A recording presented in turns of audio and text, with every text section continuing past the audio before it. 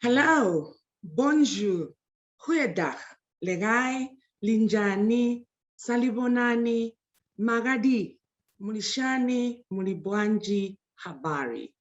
Good morning, good afternoon, good evening. Wherever you tuned in from, thank you for joining me.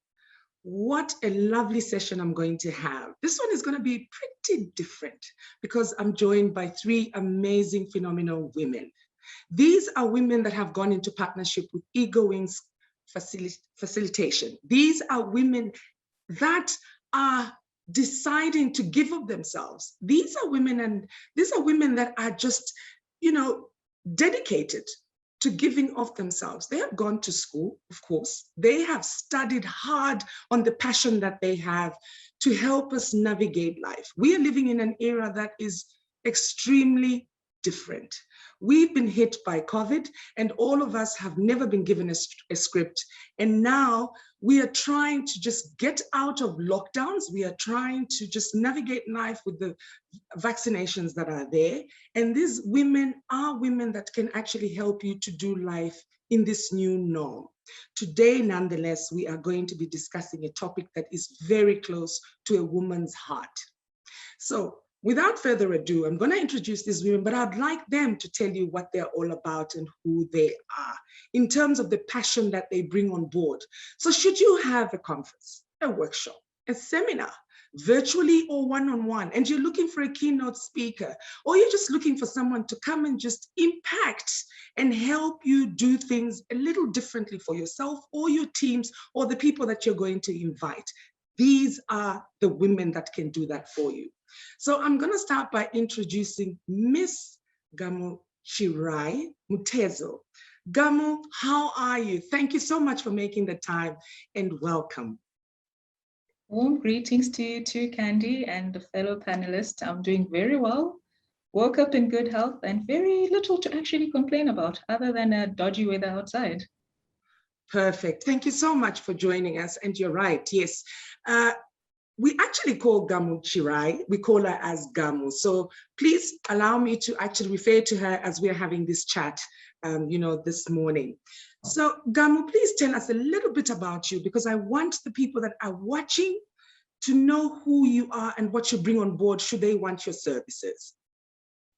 Awesome.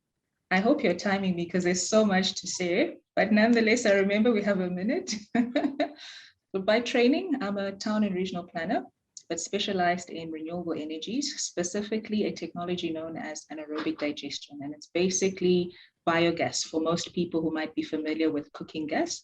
Also a serial advocate for all things sustainability and circular economy, capitalizing on organic waste that we find within our urban areas, peri-urban areas, and ensuring that economic opportunities can be identified. I'm the founder of Madam Waste, which primarily looks at all the factors that I've mentioned, and also propels design thinking, workshops, and engagements around concepts of sustainability and circularity. And another life, which happens simultaneously, I'm the Chief Operations Officer at 22 on Sloan, which is a startup campus where programs, knowledge sharing, and a whole lot of networking takes place. So that's me in a nutshell. And there you have it. I'm loving my panelists. I'm loving it. Next up, I will introduce Dr. Patricia Shinondo. Doc, how are you today?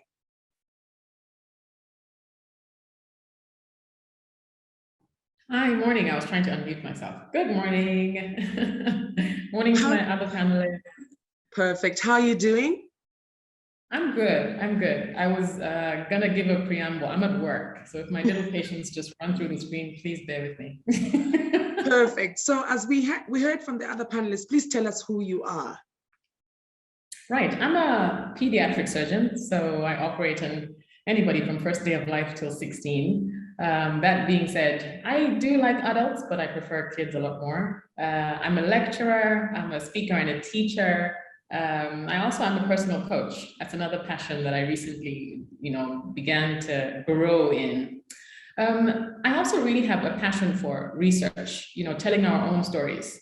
And I love that with working through Eagle Wings, we harness, we show off, we show the world our own resources, our own gems, you know, and telling our own stories through Eagle Wings allows us to collaborate and connect with people of like minds.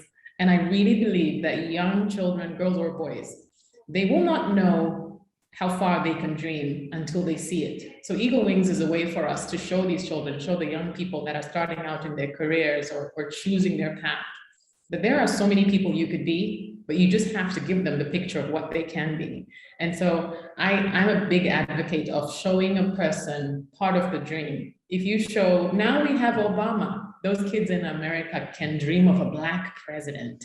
We have female leaders. We can dream of being that female on a podium one day because we saw it. So I really do think that Eagle Wings is a fantastic avenue that I am so passionate about because I believe we should tell our own stories. And through this avenue, we're doing that. Yeah, that's a bit about me. Thank you very much. Wow. Okay, now I'm wondering how I'm going to top that. But anyway, it's all right. I'm going to introduce the next panelist. And this is Ngabo Margaret Nankonde. Ngabo, welcome. How are you? I'm very well, thank you. Good to see you. Good to see the other panelists. It's always lovely to see your gorgeous smile, Ngabo. You make me want to smile all the time, but you know, I'll leave it there. So Ngabo, like the two panelists, please tell us a little bit about yourself. Okay, I am a strategic communication specialist. I've studied in mass communication, and at master's level, I did in ICT regulation in communication. But what has happened in the recent past is that I've been more and more involved in, you know, bridging the gender digital divide.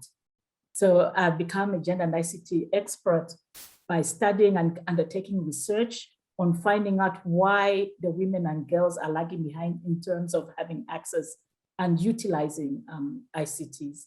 And so this is where I have put where my heart is now. And I am very excited to be with Eagle Wings because this is where we make it, we make Africa count. We see how best we can make a difference and push our own agenda forward. I'm also a life coach. I'm a neuro-linguistic practitioner, and I am in the process of studying more on career development through the MBA program I'm doing with the Zurich Elite Business School, which is really focused on helping young people. My passion is youth mentorship. So I'm focusing on getting as much as I can from my studies to see how best I can help usher young students into a career of which they're passionate about and which they know can add value to themselves as well as those around them. Because what we have seen now in Africa is that we have a situation where we have a lot of graduates, but very few jobs there. But if these young people understand that they can actually focus on what they're passionate about, regardless of what they've studied, but if they can look into themselves and see how they can get in touch with themselves and make that hobby or that passion productive, which can feed them as well as make a difference in the world, I think there'll be less talk about very few jobs, formal jobs for young people. So that is where my passion is now. That's what Ngabo is up to these days. Thank you.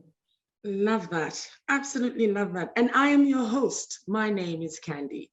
So today we have come together. I've asked these amazing women to just come and chat with me on a topic that is, like I said earlier, very close to a woman's heart, and this is woman empowerment.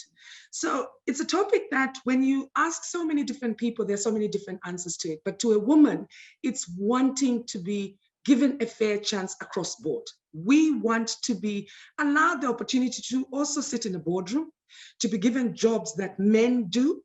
It is also wanting to have the right, the equal right in everything that society throws at any living human being. Also, lately, I'm sure everybody has been following what is happening in Afghanistan. So, you know, the crisis that's happening there is that America has said they're going to step out of it. And the women there are crying because they are saying once that happens, they will not be allowed to drive. a simple thing as driving a car. They're saying they will not be allowed to drive. They will not be allowed to go to school. They will not be allowed to do a lot of things that we take for granted in other countries, well, in the 21st century as a woman. So this is what this woman empowerment means to a woman. It's the rights and the laws that we want to have fair play in. One of the panelists, which is Dr. Shinondo, alluded to it in saying, if young kids of nowadays are able to see their role models, are able to see that I can do that. And very recently now, we are seeing more and more women take up the position of being the vice president. In my time when I was growing up, I never saw that. But these young kids now, it's becoming a norm. So Zambia has just gone through, their elections. They have got the 7th president that's been elected, and it's the 2nd vice president who's a woman there as well. So these are stories that I'm unpacking. So with this said and done, I'm going to allow these women to tell us their own views on what it means to be, to hear this topic and how they can help us, understand it and just to dive into their thoughts on the same subject. So first and foremost, I think I'll pick on you, Dr. Shinondo.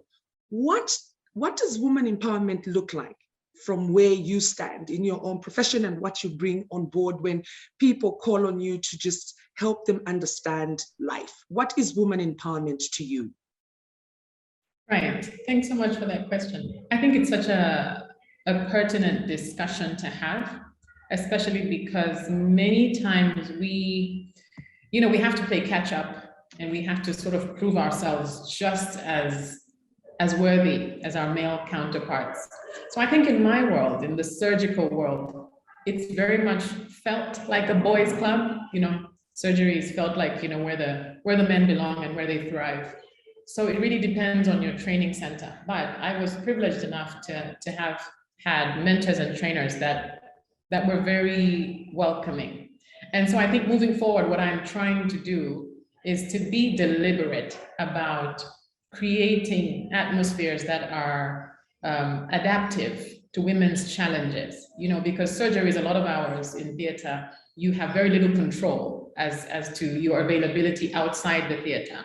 So I try to support my young female trainees. I think even as I'm going into the world of teaching and now being on the other side of the coin and helping them find their way in surgery, sort of facilitating creation of programs that allow these young ladies to pick and choose the hours that are better for them.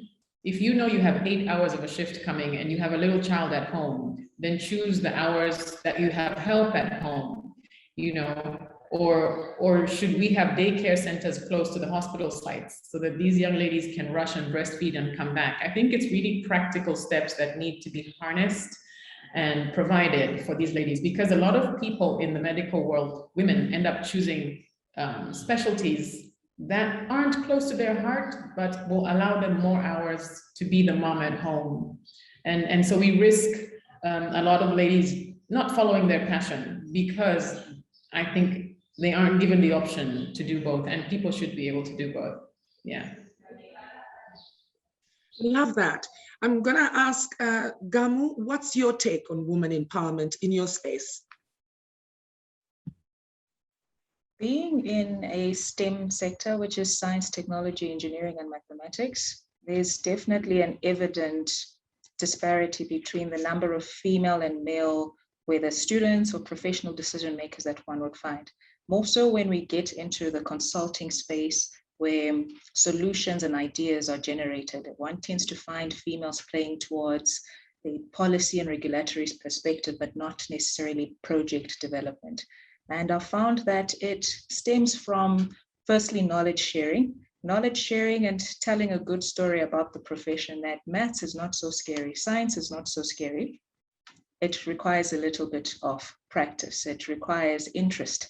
Go for it, give it a shot, why not, right? The second thing, failure as well, is probably the best thing that can happen, because you're not necessarily failing, you are learning from it.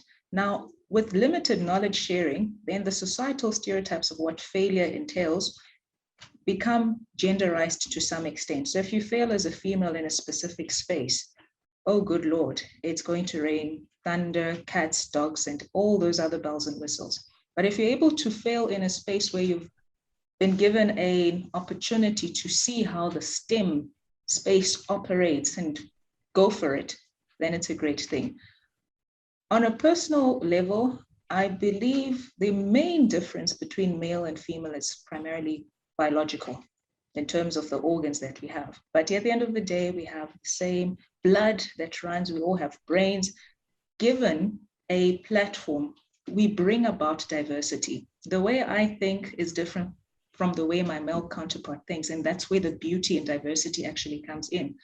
But when we are not having these conversations and creating platforms for knowledge sharing, the societal stereotypes of where you ought to find male or female will continue to disempower the female. Loving this discussion already, and it's just question one. Okay, over to you, Ngabo. What is it like in your space?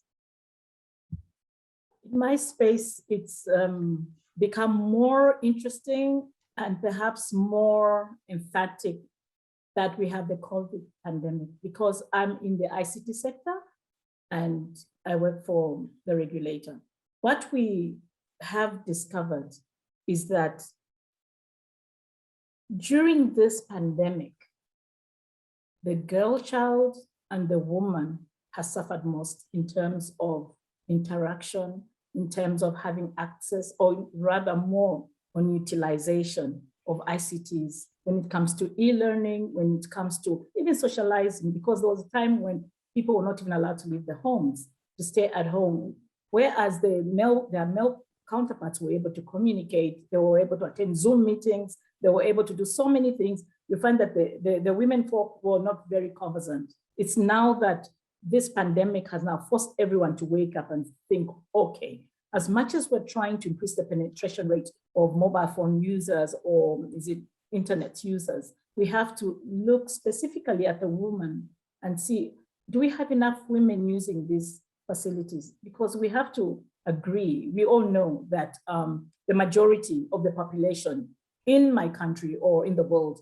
is female. So if we have all these facilities and the majority do not have access or they do not know how to utilize them, then it's really pointless. The development is really one-sided and it won't be as productive as we expected. So in my space, we had a situation where in the past, personally, I used to think that it was more of access, but with time, because of the research that I've undertaken in the past, I decided one time to play the devil's advocate, and I decided to look at 30 schools that have computer labs in them and to see whether or not it's access that stops the girl child from using ICTs. And the results were amazing. It's really more to do with utilization than access. Whereas there may be a computer lab, you find that the less girls having access, but rather going into the lab to use the facilities because they're intimidated. They are not, the way we are socialized, you're socialized to work in the kitchen, to help with all the house chores while your brother is playing computer games and getting familiar with technology. And the games in any case would be male, more of, they'll be concentrated on areas of interest that are more exciting to the child, to the male child than they are to the female child. So you'll find that it's the way we are socialized that affects the utilization of ICTs, which I think is almost a human right now. Communication is a human right. And so this is in my space, these are the issues that we are dealing with. And from a personal perspective, I decided to take it upon myself to introduce the gender and ICT portfolio within the regulatory framework to try and attract attention to this. Such that when we did the last national ICT survey, I emphasized that we needed to have a gender disaggregated data in that survey so that we start working with empirical evidence as to what is going on with regard to access and utilization of ICTs by women, and to see how they can be empowered. Because without being able to use ICTs, it's very difficult for a woman to be empowered in this space. We're all using digital financial services. you've seen what happened with discard from touching cash because of the pandemic. Now, for those women that are selling vegetables at the market and don't know how to transact, it became a bit complicated at some point. Not just the marketeers, but we also have very brilliant women who are able to, they're in the entrepreneur space, but they don't know how to maneuver. They don't know how to market themselves on digital platforms so that they have more customers. So we have all those challenges, but with some of the projects that I'm personally getting involved in, we hope that there will be a reduction in the gender digital divide, and we have more. And also engaging the boy child to support, be your sister's keeper, support your sister to use ICTs, show her, don't laugh at her. All those strategies that we're trying to bring in and see if we can indeed bridge the gender digital divide. Great. So I'll still stay with you, Ngabo. You mentioned, and you're so right, we are in the 21st century. And, you know, I think we have, I read somewhere where someone was saying, we always used to talk about, we are heading towards the future, but with what has happened now, the future is running towards us. And it's all about technology. So what's your thought on where we are now when it comes to women empowerment in the 21st century? Where do you think we are positioned? If we're looking at Africa, we are in a position where we have no choice. If we're going to look at empowerment in connection to what is happening right now, I don't see empowerment without use of ICTs in this particular season we are in. And so we are still very far. We are lagging behind. Unfortunately, like you said, the future has found us, and we now have to start running and trying to come up with strategies to see how best we can involve everyone, you know, to be part of what's happening. Everything now is happening online. Almost everything is happening online. It's but sadly we are still behind. So it's up to us to come up with very good strategies, which we cannot do, by the way, without evidence. We have to see what is causing it. We have to interrogate the information we have and see how best can we use this information to make a difference. So we are behind, but it's not all is lost unless there's that realization. We have some data. We have a number of organizations now who are offering a lot of support to women and girls to assist them know how to use ICTs.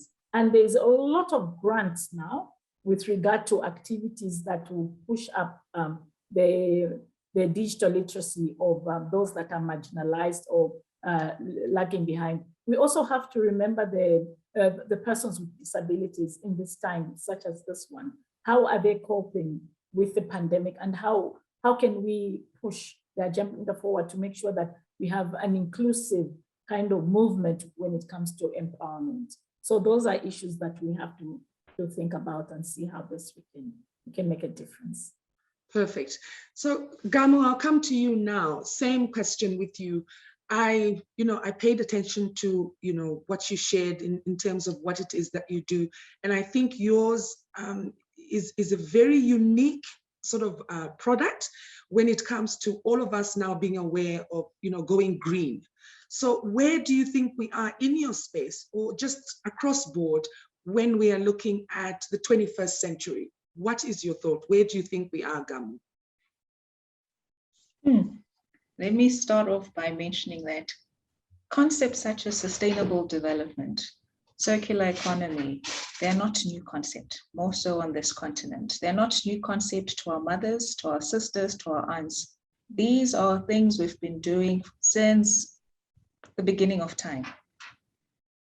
Cow dung was used as briquettes to start fires or as a form of wall repellent. So with it, repellent, mosquitoes, flies, depending on how it was mixed, your house was very much welcoming to any guest who'd come in. Those were women who were collecting it and making those pellets, as well as the wool smears. Today, we find a lot of research that speaks to the need to become more sustainable in the way we practice our waste management, renewable energy, and so forth. But the energy users, the ones who are managing the waste, are women. yet they're not very active or prevalent within the spaces themselves. So within the 21st century, I'll echo what Ngabo said in terms of we have no choice. We sincerely have no choice but to ensure that there's a platform such as Eagle Wings to knowledge share, to showcase, guys, these are the opportunities, these are the realities. Some of these things just require a catalyst, and you can be that catalyst. Whether you've got formal education or not, the value chain of sustainability is so long, such that anybody and everybody, particularly the female, can play a role in that. If we're not capitalizing on that platform, indeed we'll find ourselves where climate change becomes a sad reality. Agriculture becomes a sad reality because we are not getting that platform to impart our knowledge and our skills. Adding on to that, a few more research pieces have come out indicating that within the next 10 to 30 years, the level of urbanization that's going to take place on this continent might not be manageable if we do not have the skilled individuals to look at it. So they're starting to be conversations, primarily regional agencies starting to unpack the skill centers that can be established and incorporate more women.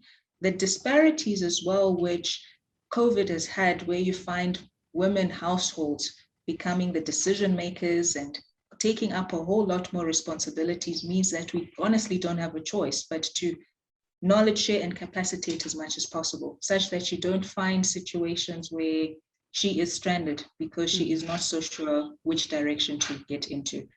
So in essence, there really is just too much, so much, and all the other muches you can think about in terms of where women can play a role within that sustainability and circularity environment. Perfect. Patricia, I want to ask you, actually, with what the two panelists have said, I need to find out from you in your space, and of course, just across the board, what do you think we are not doing enough of as women to just propel ourselves to be empowered? What is it that we're not doing? Yeah, that's a tough question. I think one of the twofold answer, I think the first one I would give is maybe as women, what research does show as well is that we lean towards imposter syndrome. Imposter syndrome is we are so quick to want to be perfect before we present ourselves for job opportunities, whereas a male counterpart will dash for that opportunity before he even second guesses his capabilities. You see, women are very, because we're, I suppose, maybe caregivers and carers at the home, we analyze every single thing, and even at work, I think. So we hold ourselves back almost to a detriment.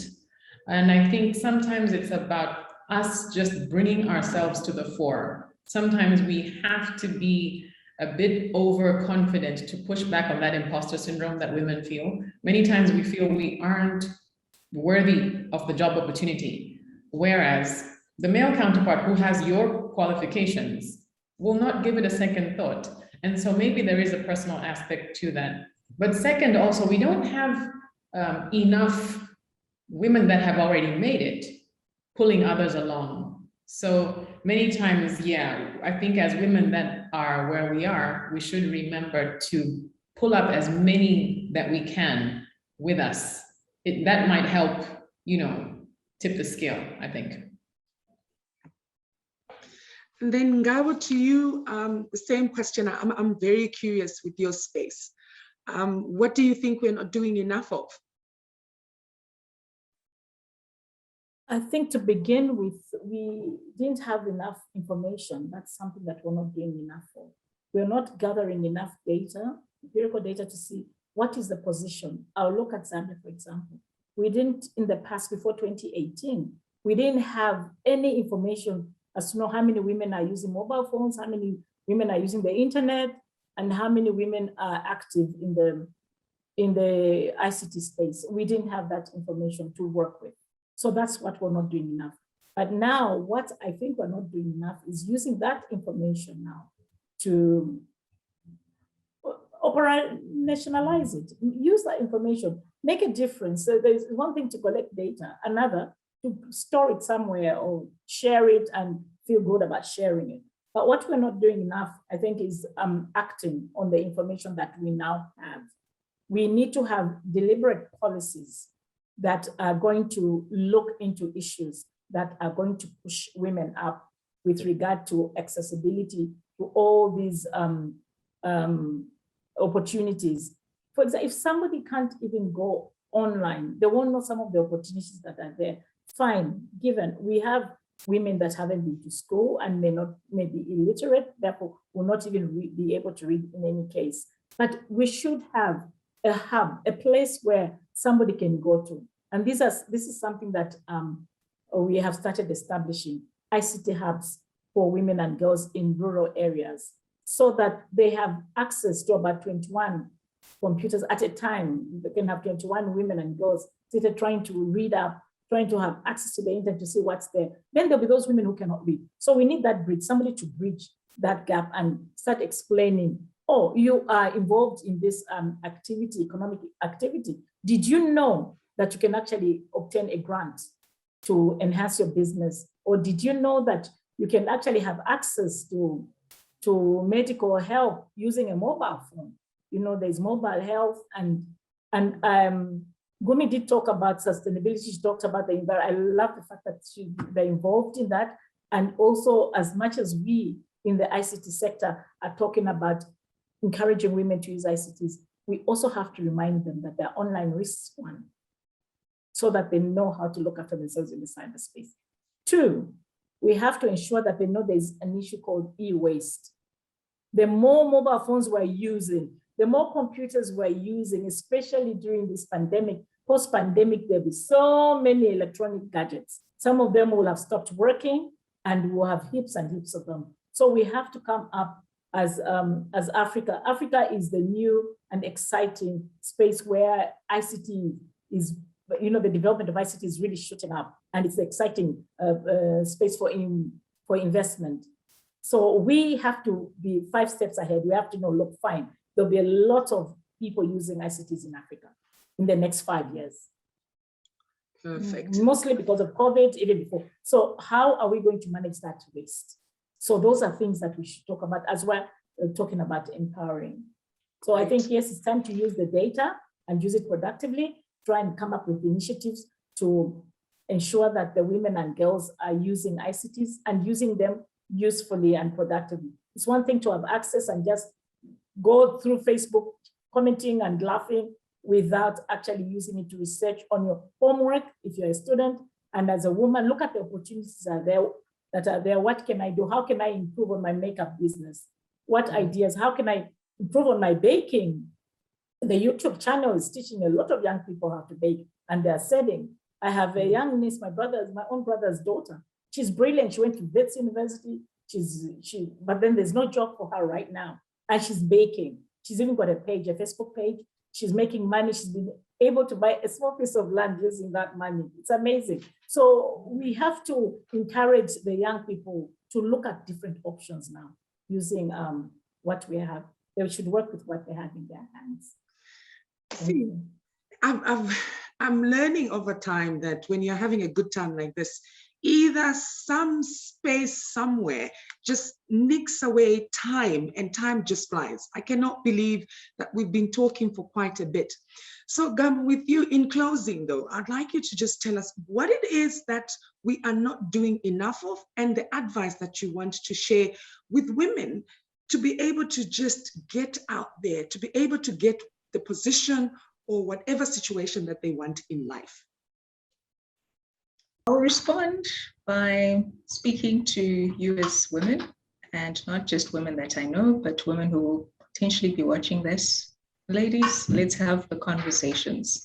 Let's have conversations at baby showers, at brides, class, after surgery. Let's have the conversations that are filled with curiosity. Talk to each other about where you want to see yourselves, what information you have access to, what information you actually need to move from point A to point B, the networks and the resources that could be available to you. when we meet each other, we don't just meet for the sake of meeting. There's a reason behind it. Let's capitalize on that reasoning in terms of building relationships and opportunities that we can actually unpack. It's good and well that we enjoy social conversations, but let's have these conversations around our professional development. That's one. Secondly, extend them to our male counterparts, whether it's at home with brothers, fathers, nephews. Let's hear their views about your development, your role within society, your role within the space you want to see yourselves in. At the end of the day, these are the same men that will be working alongside, and there needs to be a mutual understanding of what opportunities are available for their sisters, their nieces, and the whole 9 yards. So let's start having those intentional, deliberate conversations around our collective involvement. I love that, Gamu, and I'll start doing that. I must confess that I don't think I broadened it to sit down and be deliberate in having conversations with the male counterpart. I really, really love that point. Ngabo, back to you as well. Just, please talk to us. What can we do to make sure that we are seen, we are heard, and we are not forgotten? What can we do? And whatever advice you've got for us in closing. You're on mute, Ngabo. Sorry, I think you're still on mute. Yeah. Oh, apologies. I think we have to be willing to learn. There's so much information out there. We have to be open-minded to new ideas and new ways of doing things, and also try and rise over the fear of technology. It's not just people who haven't been to school that have a problem with technology. Some of us have been in the industry, but you'll find that when my son was teaching me how to use Canvas just yesterday, and I was like, okay, wait, and we had to do the Zoom, thing. And I was like, oh my goodness, we have to be so open-minded to learn more and more, and then share that information. What I've noticed because of the pandemic, I've seen that there are a lot of different digital platforms. Women are meeting to discuss different things. Some of them is career development, others is, their hobbies. So let's share these platforms. Let's share links and see where we can, learn more and make a difference in the lives of others apart from just our own lives. Thank you. I love that. And I'm going to challenge you even further, Ngabo. Since you are in IT, I think it's very important that we all become close to it, and we don't run away or shy away from it, because everything that we are doing nowadays is virtual. Everything that we are doing, talking to family, having meetings, it's all done in this digital space. So I think you guys in your sector have got more work to do for the rest of the people that are afraid, and for those that don't have, because really the future is chasing us. We are no longer chasing the future. I love that when I heard it from somebody who shared it on another Zoom call I was on. So last but not least, Doc, same, for you, I think in your space where diseases are evolving, even with us, you've talked to us as people all the time to make sure that we eat healthy, we do things right. And even in your space, I know of people who go to see doctors, and if it's a female young doctor, they are not very comfortable doing that. So what can we do, in your space as well? And just talking to young girls out there, because you alluded to it earlier when you were introducing yourself.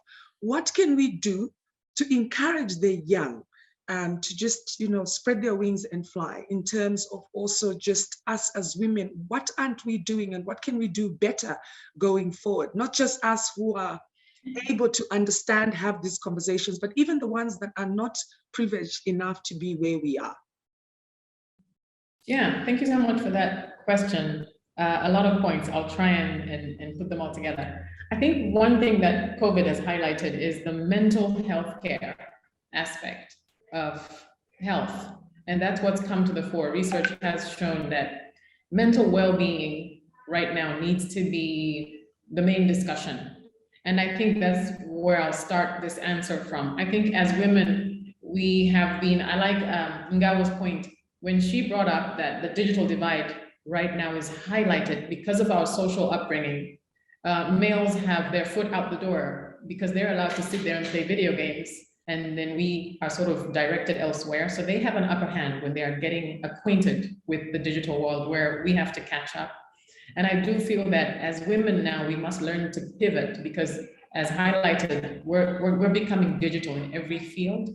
We might not be comfortable with it because we didn't have the forehand to start with the video games, but I think adapting to change, which is what the phrase pivoting is, not being afraid of accepting we don't know, but adapting to the ever-changing world. And in that discussion, taking care of ourselves mentally, because we have home base to take care of. We've done homeschooling.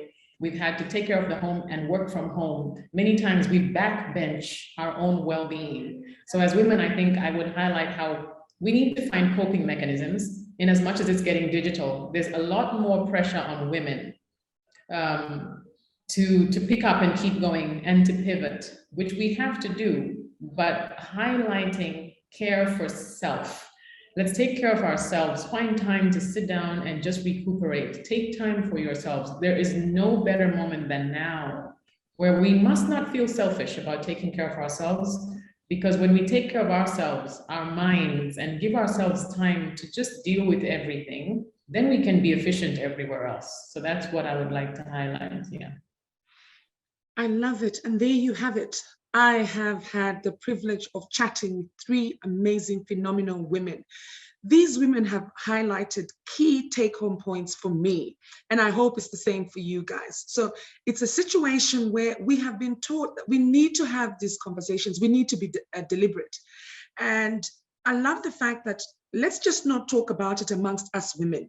Yes, we do talk about it, we share, but we need to also talk to the decision makers. And whether we like it or not, it is still a man's world. And I know I will be crucified for saying that, but it is, because most positions are held by men. So if we can have these conversations with men and talk to them about it. Dr. Shinondo also earlier spoke about, you know, us being afraid as women. And it's so true. I think each one of us, if we sat there and took a few minutes to think about it, we will remember a time where somebody approached you and asked you to run with the project or wanted to promote you so that you could do better. The first thing that comes out of your mind is, can I think about it? Men jump at it. Even if he's not in that space, he jumps at it, then he thinks about it later. I think women, let's not sell ourselves short. Let's jump at it and then let's ask, let's learn. Then I love Ngabo, as you've all heard her passion in IT. Whether we like it or not, we are in an era where technology is running everything. We cannot run away with it from it anymore, because this is a time where all of us are now being forced to use technology to do everything that we need to, even banking. Can you believe it? Even banking. I was one of those people who thought, what, where, who, me? But when COVID hit, I needed to understand, learn, take precautions, be safe. And that's what it's all about. As much as we want to say we are not included, we also need to do our bit as women. We need to be heard, we need to be seen, we need to, grow ourselves. And yes, as much as sometimes it's about finances, you cannot afford it, go to friends, go to people that you know who've already, excelled in life and ask. There is no shame in asking. And on that note, I want to thank each one of you for joining me. Trust me, I'll bring these women back. Time is not with us. As you've heard, Dr. Shinondo is already, being called, and she's wanted to do an operation. She's at her place of work. And the 2 ladies as well have got meetings lined up, but they just made this time to be with us. So if you're looking for women that can help your platforms, please get in touch with Eagle Wings Consultancy. Send us an email at info@ewconsults.com, and we will share the diaries with these women. We will tell you how they can help you do better. On that note, wherever you're joining me from, good morning, good afternoon, good evening. And remember, do not be afraid. It is time for women. We can do this. As we can see, we've got women in positions that we never even dreamed possible. And for Africa, because we are all on the African continent, this is our time. It is time for Africa to do Africa, and we can. Until next time, Thank you for joining me.